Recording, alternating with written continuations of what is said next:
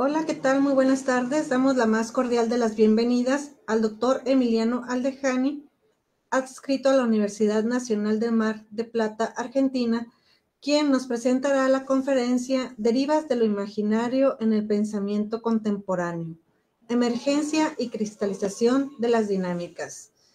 El doctor Emiliano Aldejani es graduado de la Universidad Nacional del Mar de Plata como profesor de filosofía en 2011 y como licenciado en filosofía en el 2012. Es becario de los programas de beca doctoral y postdoctoral del CONICET, del programa de movilidad para investigadores argentinos. Actualmente es director del proyecto El Umbral Ontológico de la Ficción y ha presentado investigaciones, teorías de la ficción, metáfora, poder e imaginarios sociales. Es codirector del proyecto de extensión universitario El juego de mesa como dispositivo. Asimismo, es director de la revista Prometeica y autor de diversas publicaciones en torno al pensamiento de Cornelius Castoriadis de filosofía política y al análisis semiológico de narrativas emergentes. Muchísimas gracias, doctor, por aceptar nuestra invitación. Muchísimas gracias, Carla. Carla, gracias a la Universidad Autónoma de Baja California por esta oportunidad de participar como conferencista. El tema que nos convoca hoy se deriva de alguna manera del proyecto de investigación que actualmente dirijo en la Universidad Nacional de Mar del Plata, por lo que voy a hacer algunos comentarios en relación al título del proyecto y los diferentes ejes de trabajo que proponemos. Bien. Esto lo tengo que... Ahí está. Bien, el proyecto de investigación que actualmente dirijo se llama El Umbral Ontológico de la Ficción Lúdica. Es un proyecto que ya va por su tercer año, en el cual trabajo con otros colegas de la universidad, también colegas de universidades mexicanas y colegas de algunas universidades de Argentina, que tomamos al juego desde diferentes perspectivas como un objeto de estudio. El juego, por un lado, y por otro lado, la ficción, en particular las discusiones en el ámbito de la ontología, de la semiótica, por el estatuto de la ficción, de lo ficcional, y en particular de la ficción lúdica. En este sentido, el proyecto de investigación se desarrolla fundamentalmente a partir de tres ejes. El primero de ellos tiene que ver con un abordaje estrictamente ontológico respecto de cuál es el estatuto ontológico del entorno de juego. Cuando nosotros jugamos, ¿qué ocurre con qué grado de realidad poseen estos emergentes que se dan en el ámbito de la ficción lúdica? Y al mismo tiempo trabajamos algunas problemáticas como la definición de juego. ¿Qué es el juego? ¿Qué es lo lúdico? ¿Cuáles son las características del entorno de juego, fundamentalmente desde una perspectiva ontológica? ¿Y cuáles son las características de lo ficcional como tal? Porque la ficción lúdica se articula evidentemente como eje problemático, con problemáticas ya ampliamente desarrolladas respecto de tratamientos, respecto del estatuto ontológico de lo ficcional y el estatuto ontológico de lo ficcional como tal, probablemente en este aspecto tomando al pensamiento de Cornelius Castoriadis como uno de los marcos principales con el cual abordamos el juego y lo ficcional y lo imaginario como un objeto de estudio susceptible de ser problematizado por la ontología. Por otra parte, tenemos el segundo eje que tiene que ver con un abordaje semiótico del entorno de juego, en el que la pregunta que nosotros nos hacemos fundamentalmente es en qué consiste o cómo se desarrolla distintas formas de discurso ideológico, distintas formas de significar lo real al interior de las prácticas lúdicas, ya sean los entornos videolúdicos, donde la semiótica ha avanzado mucho a partir de la llamada emergencia de los game studies a principios del siglo XXI, como en otro tipo de juegos analógicos en los que siempre se advierte la interacción entre un nivel mecánico de reglas, ya sea reglas explícitas como puede ser en un juego de mesa o reglas que operan solas como puede ser en el marco de un videojuego, con un nivel semántico o simbólico en el cual nosotros encontramos diferentes existencias al interior de un entorno de juego e interactuamos con ellas dentro de esas mecánicas y esas dinámicas que el juego propone. Por último, y es en esta tercera línea en la que se inscribe el presente trabajo, tenemos un abordaje socioantropológico de la ficción lúdica y de su incidencia en la esfera cultural, en la que recuperamos otro tipo de análisis que, por una parte, recuperan cuáles son los efectos del juego y de lo lúdico en la producción cultural y cuáles son los efectos en la cultura en general, pero por otra parte piensan al juego y piensan a lo lúdico en el marco de una producción cultural mayor, en la que encontramos otro tipo de figuras con las cuales podemos pensar a lo lúdico, y en particular en este trabajo serán, en esta exposición, serán por un lado lo imaginario y por otro lado lo mítico, entendiendo que estas nociones no son escindibles entre sí. Para desarrollar el recorrido que se propone esta exposición, vamos a atender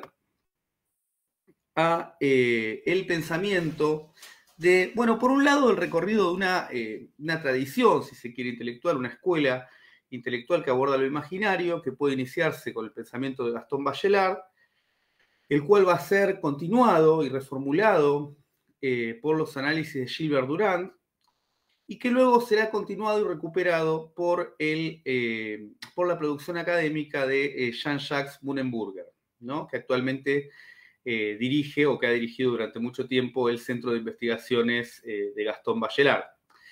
Y por último, me gustaría poner en relación también el aporte teórico de estos autores con la filosofía de Cornelius Castoriadis, en particular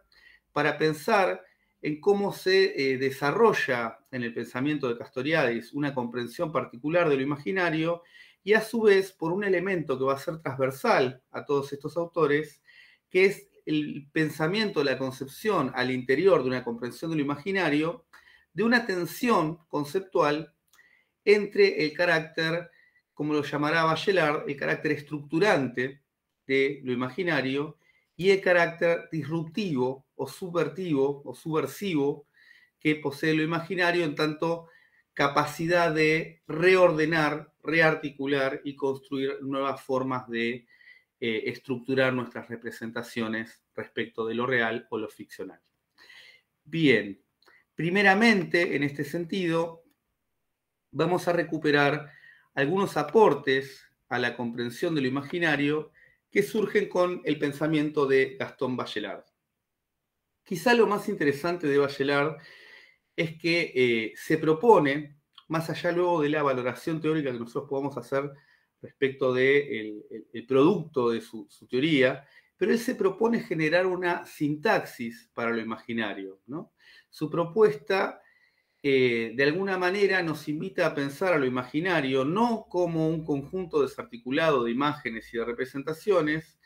sino como una estructura de representaciones y de formas de figurar, de figuras y de imágenes que poseen una dinámica interna, ¿no? De alguna manera, Bachelard va a comparar ciertas leyes ideales o idealísticas, va a llamar, que rigen el flujo de lo imaginario, la forma en la que se suceden las imágenes que produce la imaginación, va a establecer un paralelo con lo que van a ser las leyes de la física, ¿no? Por supuesto, de manera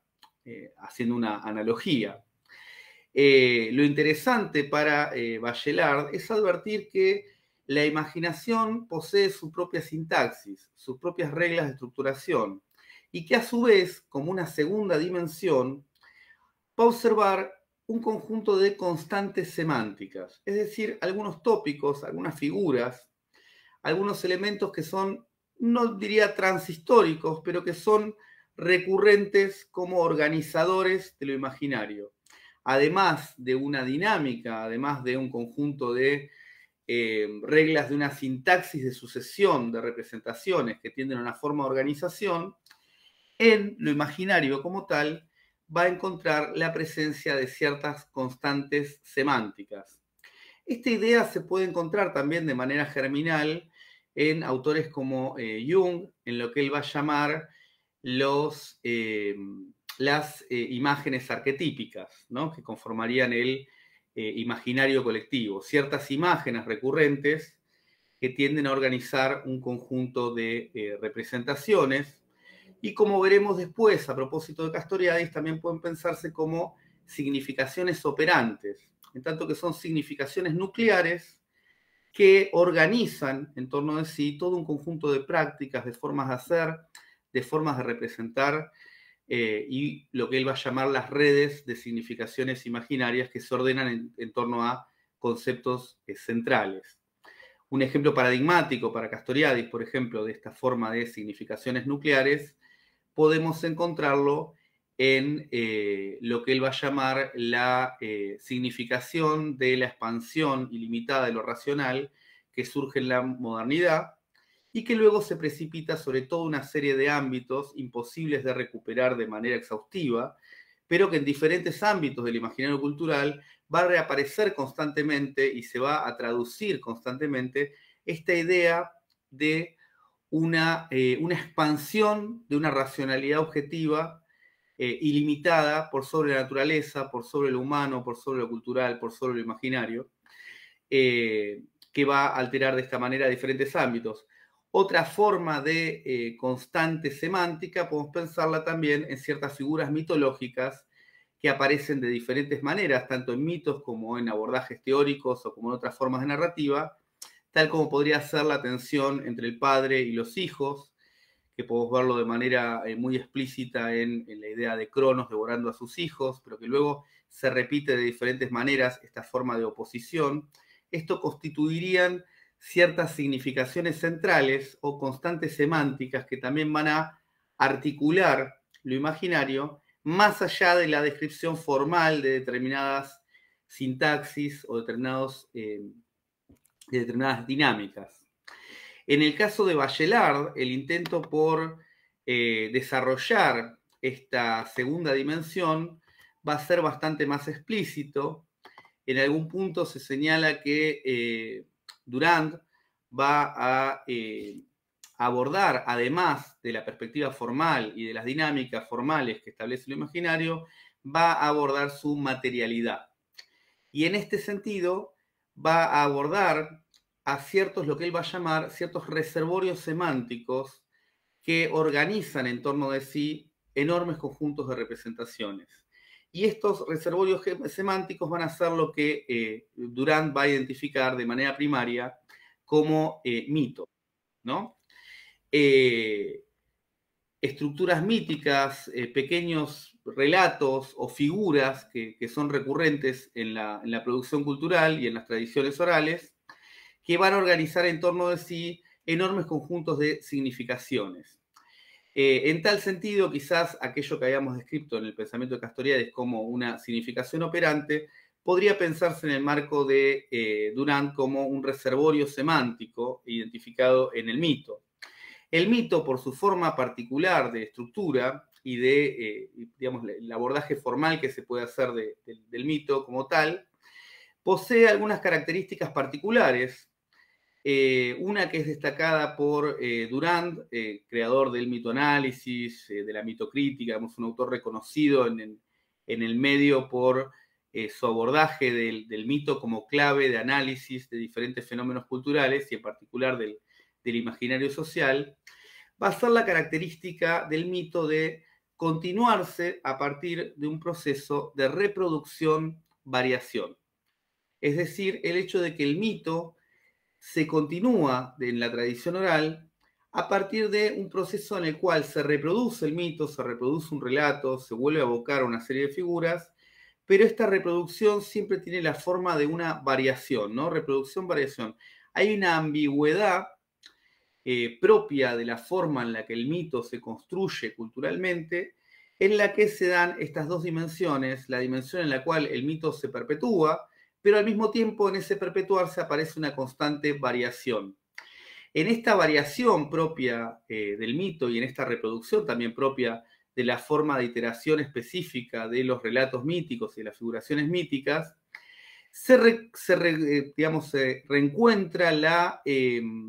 tensión que habíamos descrito entre el carácter estructurante de lo imaginario, por un lado, y el carácter disruptivo. En la medida que la reproducción del mito nos muestra de alguna manera el proceder de este aspecto estructurante de lo imaginario, pero estas constantes variaciones que se van sucediendo de manera diacrónica también muestran cómo lo imaginario es una potencia que permite no solo reproducir, no solo copiar, no solo reflejar, sino a su vez también generar ciertas variaciones, cierto polo de creatividad que se expresa sobre el mismo material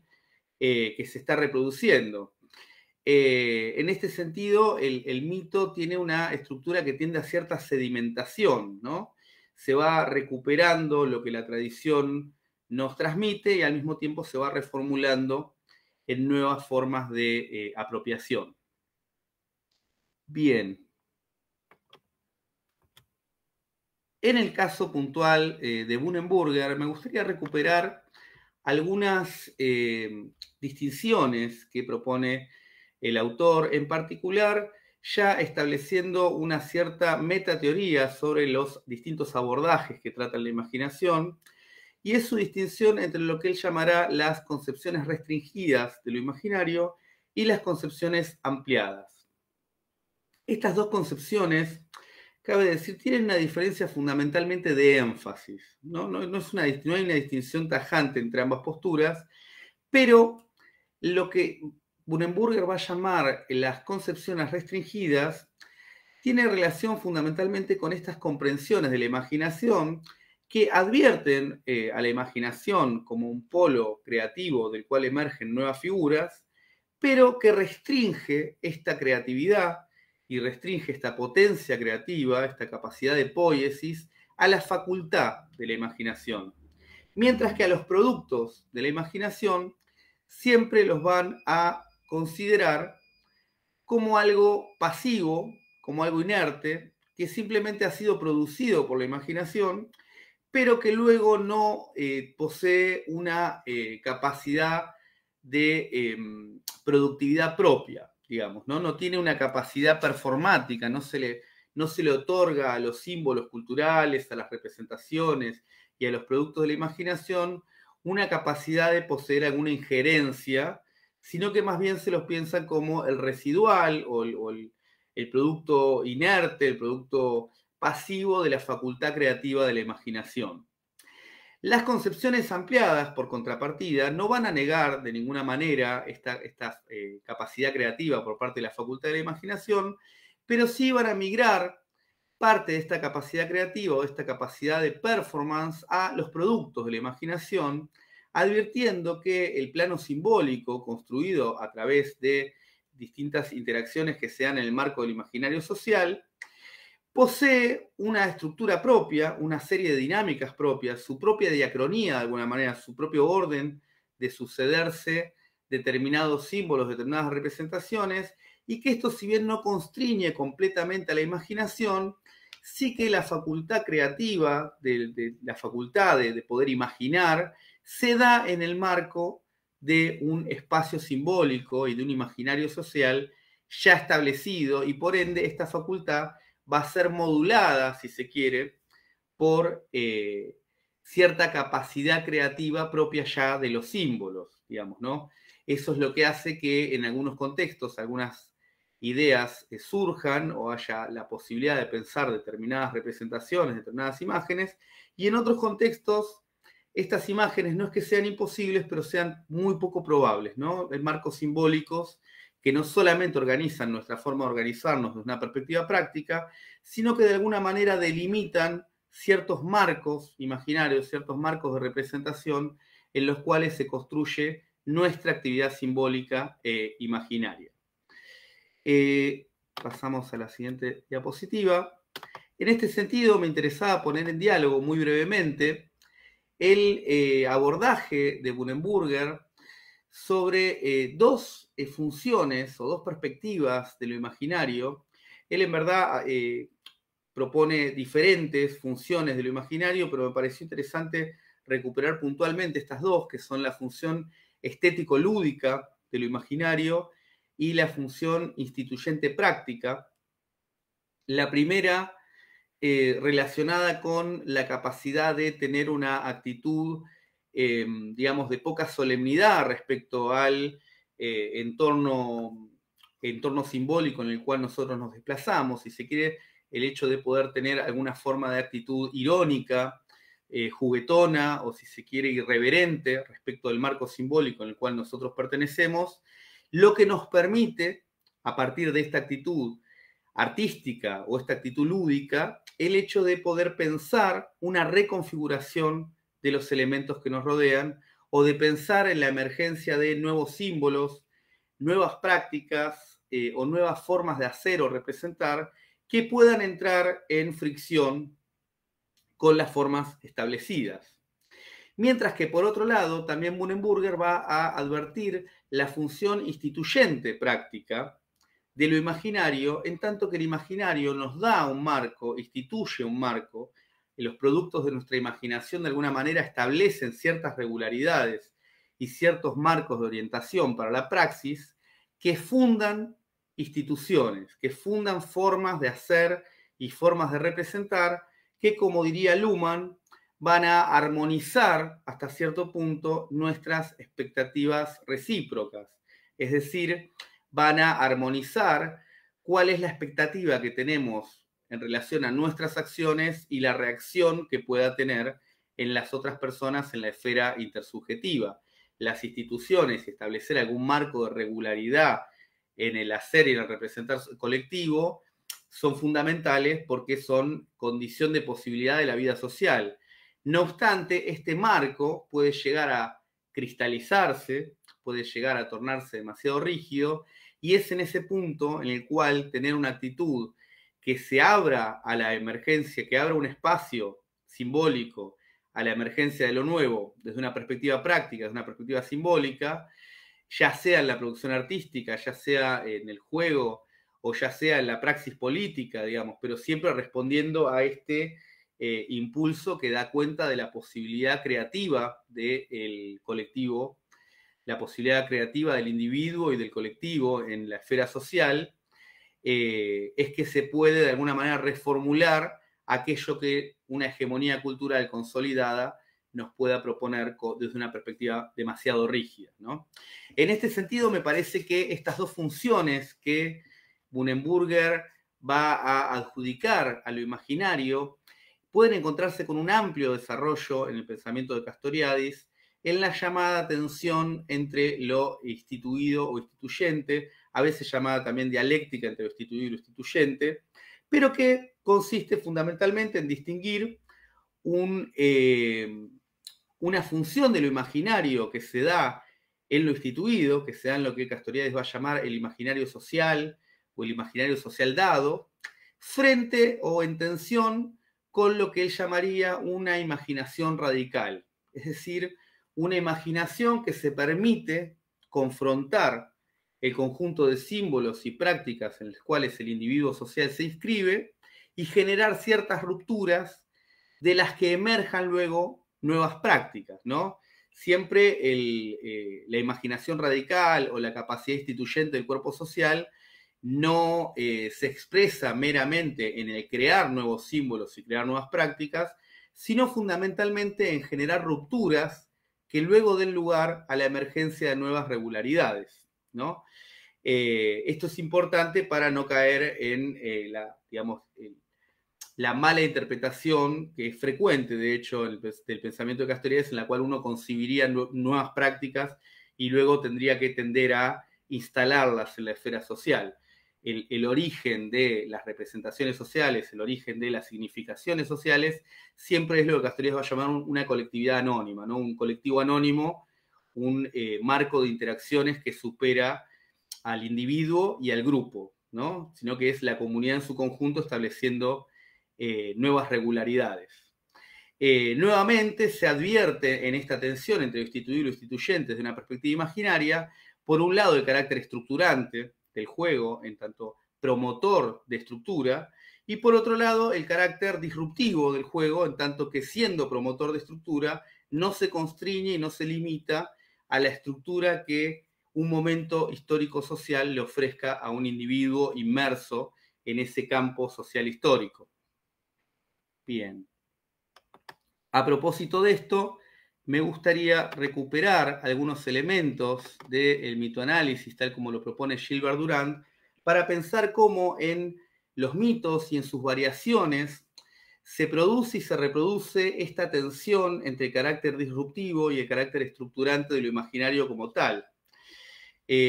Por un lado, bueno, en esta reconstrucción voy a tomar tanto a Durand como a Bunenburger y a Castoriadis de manera un tanto indistinta. Ven que elegí algunas monedas que ya nos van mostrando variaciones desde lo visual de cómo se comprende un determinado mito, en este caso el mito del laberinto de Creta y el Minotauro, cómo en diferentes momentos este mito se va representando y considerando de diferentes maneras. Y hablando en general del mito, podemos decir, bueno, por un lado tenemos esta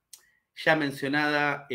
variación, repetición, que es propia de lo mítico. En el mito no tenemos nunca una versión original, tenemos diferentes versiones, tenemos versiones más antiguas, documentadas, versiones documentadas más recientes, pero nunca tenemos un original. El mito, que no casualmente muchas veces remite, hay mitos que remiten a lo originario, siempre se le ha sustraído su versión original, ¿no? No contamos con una versión original de los diferentes mitos. Por otro lado, el mito es depositario de las significaciones centrales de una sociedad. Podemos ver cómo en los mitos siempre, en toda época, se reproducen distintas problemáticas que son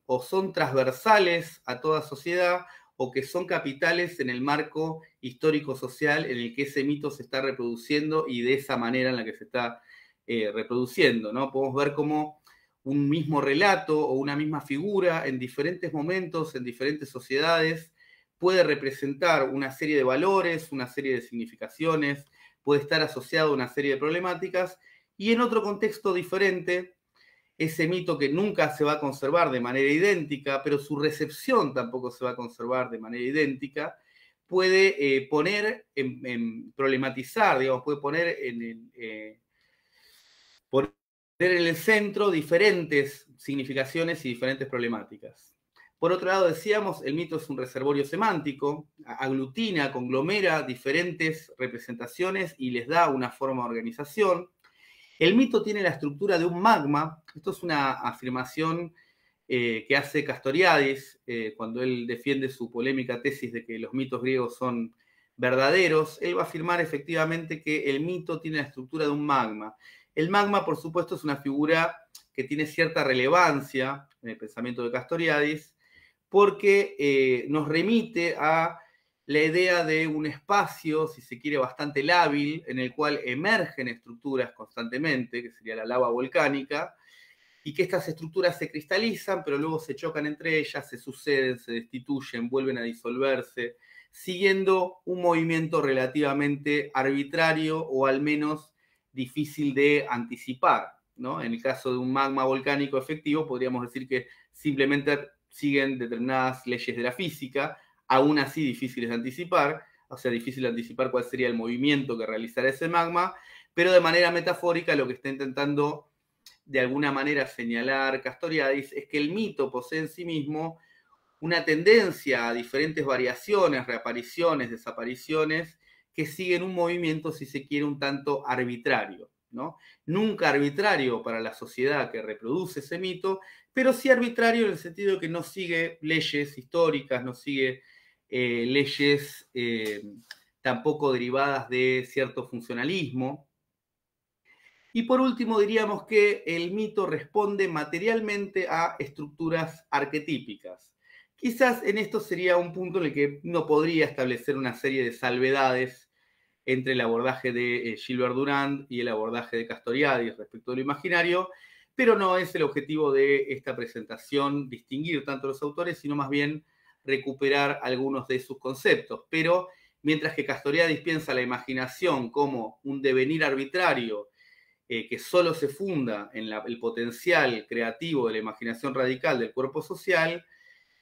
Durand sí va a pensar en determinadas constantes semánticas y en determinadas estructuras arquetípicas que se actualizan siempre de diferentes maneras en diferentes mitos y en diferentes figuras mitológicas. Bien, un mito que me gustaría recuperar y que ya está de alguna manera anticipado por las diferentes monedas que acompañan la imagen o que acompañan el texto, es el mito del laberinto de Creta, a partir de diferentes versiones. Es importante señalar que la forma clásica en la que estos mitos se producen y reproducen, y en la cual han variado, fundamentalmente responde a la oralidad. Sin embargo, tal como señala Durand,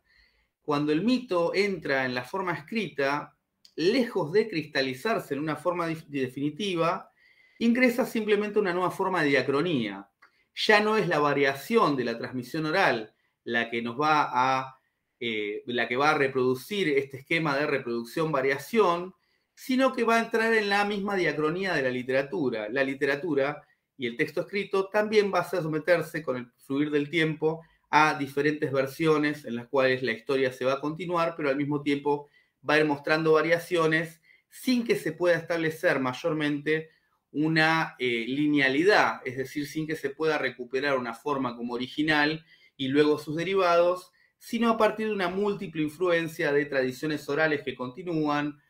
tradiciones escritas pero que se pierden, fuentes que no se han conservado y diferentes formas de captar el mismo mito. En particular me pareció interesante recuperar la idea del laberinto de Creta y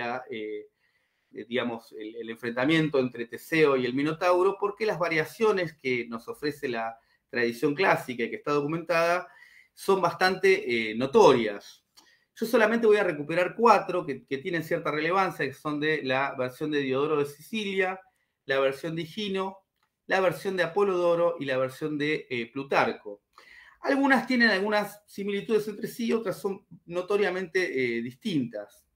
La primera, que es la versión que podemos encontrar en Diodoro, es interesante porque de alguna manera nos traería un poco la versión que actualmente es más reconocible del mito de Teseo y el Minotauro, o el mito del laberinto de Creta. En esta versión, Minos, el emperador de Creta, todos los años hacía un tributo, rendía un tributo a Poseidón. Y en este tributo sacrificaba al mejor toro que tuviera en su poder. Pero uno de los años, el toro era tan lindo que, tratándose de un animal tan perfecto, Minos escondió ese toro para dar otro toro menos perfecto en sacrificio. La maldición que le da Poseidón a Creta por haber realizado haber realizado mal esta liturgia, este sacrificio al dios, es hacer que Pasífae, la mujer de Minos, se enamorara de este toro y luego, con ayuda de Dédalo, pudiera unirse a este toro, dando lugar al nacimiento del Minotauro, ¿no? Este hijo deforme que tenía rostro de toro y un cuerpo humano bastante robusto. Finalmente, Dédalo construye el laberinto para ocultar o para esconder o contener a este toro, y los jóvenes enviados por Atenas como pacto para vengar de alguna manera la muerte de Androgeo, el hijo de Minos, eran dados como alimento a el Minotauro al interior del laberinto, ¿no? Se los metían en el laberinto y el toro los devoraba. En alguna versión se dice eran dados como pasto al Minotauro, ¿no? Eran dados como alimento. Sin embargo, al llegar Teseo a la isla de Creta, la hija de Minos se enamora de Teseo y le da el hilo con el cual él puede resolver el laberinto, derrotar al Minotauro y finalmente terminar con esta entrega de jóvenes que Atenas tenía que hacer a Creta. Esta sería la versión que más nosotros podríamos conocer o podríamos pensar que es más o menos de cultura general del mito. Sin embargo, en otras versiones, como por ejemplo la de Higino, Pasífae todos los años rendía un homenaje, un sacrificio a Venus. al no realizar este sacrificio, es Venus la que la hace enamorarse de este toro. Y Dédalo solamente construye el laberinto en el que luego va a ser encerrado el Minotauro. Finalmente, Teseo llega a Creta y con ayuda de Ariadna, nuevamente, con el hilo, va a lograr resolver el laberinto y al mismo tiempo derrotar al Minotauro. Lo interesante es que en otras versiones del mismo Higino no va a ser con un hilo que va a derrotar al Minotauro, sino con una corona o con una gema lo suficientemente brillante como para resolver la oscuridad del laberinto que no permitía a los hombres poder encontrar la salida. Esto, dicho sea de paso, no solamente el mito va variando, sino que también van variando sus elementos. El laberinto por momentos es solamente un edificio muy grande, por momentos solo se trata de la cárcel y por momentos se trata de un conjunto de cuevas muy confuso en la cual uno podía perderse. Otras versiones que no son de Higino, pero que son contemporáneas a él, van a hablar de que Ariadna le diera una corona muy grande y muy brillante a Teseo, con la que pudo iluminar el laberinto y pudo derrotar al Minotauro. La siguiente versión que me interesaría recuperar de manera muy esquemática es la de Apolodoro, que en términos generales se condice con las versiones anteriores, pero es interesante que en esta versión es Dédalo quien ayuda a Pasífae, al mismo tiempo es Dédalo quien construye el laberinto y es Dédalo el que ayuda a Teseo a encontrar la salida del laberinto. O sea que cambia un poco no tanto el orden de los eventos, que más o menos se sostiene y se reconoce en las diferentes versiones, sino que cambia de alguna manera el rol de los personajes al interior de este relato. Y por último, me parece interesante recuperar la versión de Plutarco, del mito, porque es una versión que podríamos considerar un tanto secular o desmitificante del relato de Teseo y el laberinto, pero es interesante por varios aspectos que me gustaría recuperar. Por un lado, ¿cuál es la versión que nos da Plutarco? Plutarco nos dice que los atenienses eran llevados como esclavos a Creta y no como alimento para el Minotauro, sino que eran llevados a Creta y que el Minotauro no existió nunca. El laberinto sería simplemente la cárcel en la que a la que podían llegar los esclavos si trataban de escapar, ¿no? Simplemente decir, no hay salida para la condición de esclavitud, pues el destino de quien intente escapar será la cárcel. Y por último, y esto es lo más interesante, Plutarco describe que al llegar los esclavos a Creta, se realizaban determinados juegos deportivos en los que se repartían estos esclavos y que al parecer en la corte de Minos había un general que se llamaba Tauro, que era particularmente cruel con los esclavos, que los esclavos odiaban y que la tradición terminó convirtiendo en un minotauro simplemente apoyada en la ambigüedad del nombre de este general que se llamaba Tauro. En la versión de Plutarco, al llegar Teseo a Creta, habría confrontado simplemente a este general y le habría ganado en los juegos deportivos, liberando de alguna manera a los esclavos y terminando con este convenio en el cual una determinada cantidad de jóvenes, cada determinada cantidad de años, serán enviados a Creta para ser repartidos como esclavos. Lo interesante es que este proceso de desmitificación, que por otro lado se puede poner un tanto entre comillas el término desmitificación, Durant va a hacer cierto énfasis en esta idea, que la misma variación que se produce entre mito y mito ya puede ser considerada como un proceso de desmitificación. Se quiten o no se quiten los elementos fantásticos que sostienen el relato. De alguna manera, si uno reemplaza a una deidad por otra, ya está, de alguna manera, cometiendo un acto de desmitificación, ¿no? Ya sea secularizando el relato, ya sea modificándolo, o incluso, y en esto va a poner mucho énfasis Hunenburger, la parodia es una forma perfectamente genuina de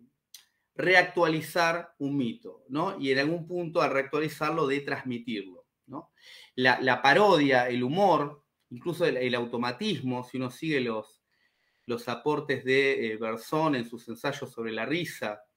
el automatismo que está en la estructura más esquemática de la comicidad, consiste precisamente en tomar una serie de dinámicas y de elementos y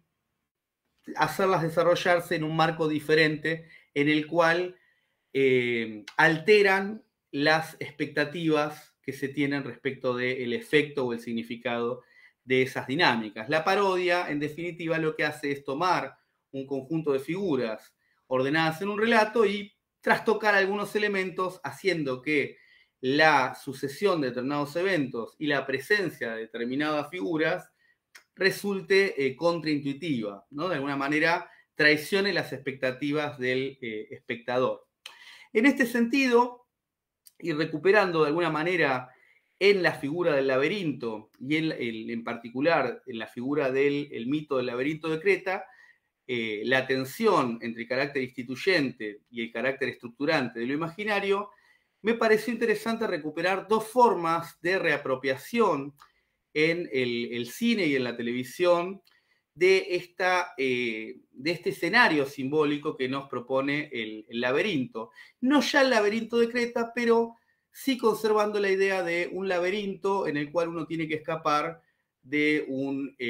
alguna forma de peligro, ¿no? Que en algún sentido siempre va a recuperar en el marco del cine las huellas del mito del laberinto de Creta y la pelea de Teseo con el Minotauro. En particular me pareció interesante recuperar por el carácter contrastante, digamos, de estas dos versiones, me pareció interesante recuperar la escena final del Resplandor de Kubrick, una película de 1980, a su vez basada en una obra de Stephen King,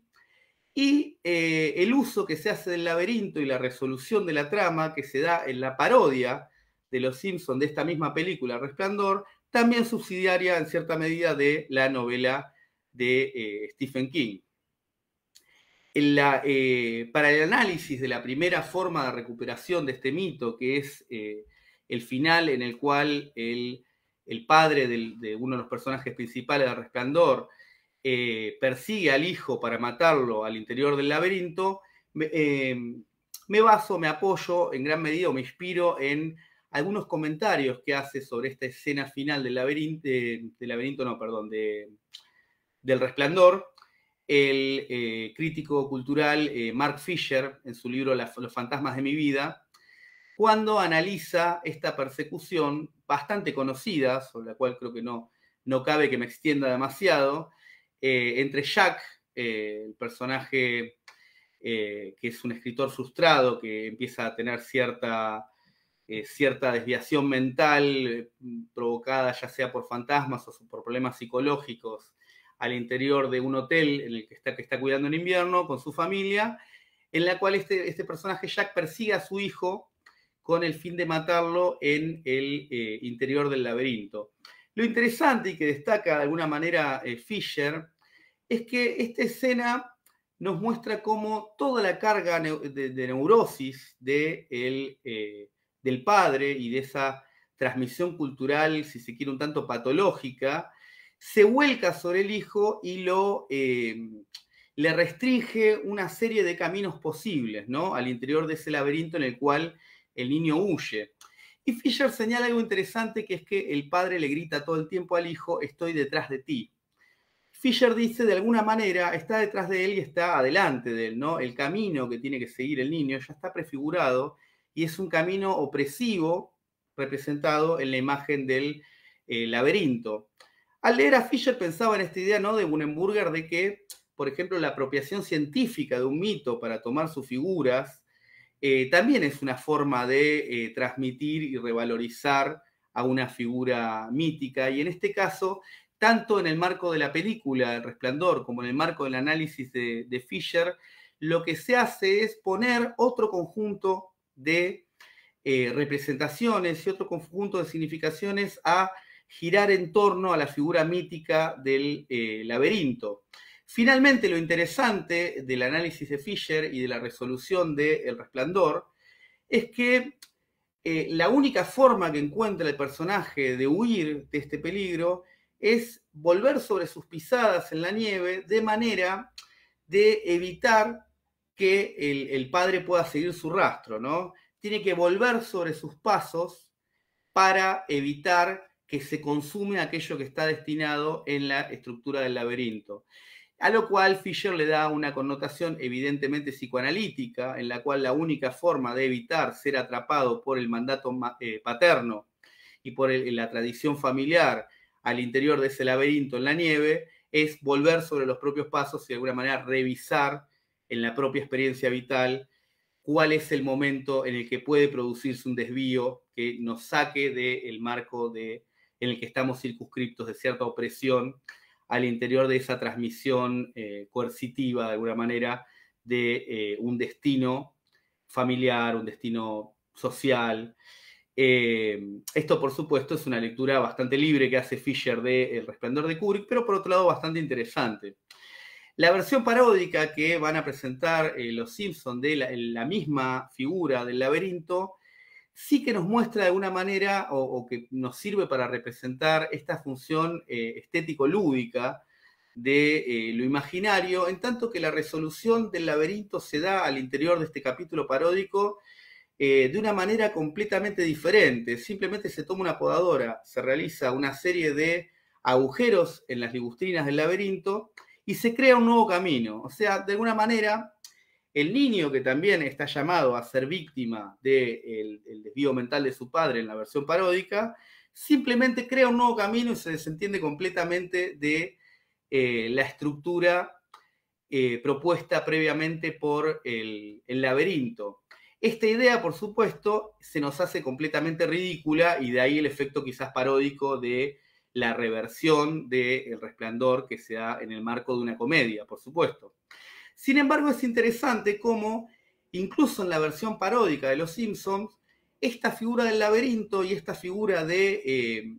el peso de la carga del padre por sobre el resto de los integrantes de la familia, viene a poner, a problematizar de todas formas ciertas tensiones que son propias de la sociedad occidental en la década del 90, como por ejemplo, y fundamentalmente, creo que es el tema que trata la parodia del Resplandor, la alienación tecnológica y la necesidad constante del individuo promedio de alienarse, ya sea mediante la distracción que le da el alcohol o mediante la distracción que le da la televisión, de alienarse constantemente para poder mantener su equilibrio mental, ¿no? Llevados a una situación en la que los personajes no pueden ni disfrutar de la televisión ni tienen alcohol, entonces se pierde completamente el equilibrio y el padre vuelve sobre los hijos. Dicho sea de paso, la figura del padre contra los hijos también se actualiza de manera bastante particular, tanto en el mito de Creta como en el Resplandor, como en la parodia del Resplandor por parte de los Simpsons. Finalmente, la familia logra hacer que funcione un televisor, neutralizan al padre y terminan congelándose todos en el hielo, mirando la televisión al punto de no poder cambiar el canal porque ya tienen las manos congeladas, digamos, ¿no? Sí que la parodia incluso sigue poniendo en el centro problemáticas que corresponden a la sociedad en la cual esta parodia como producto cultural se desarrolla.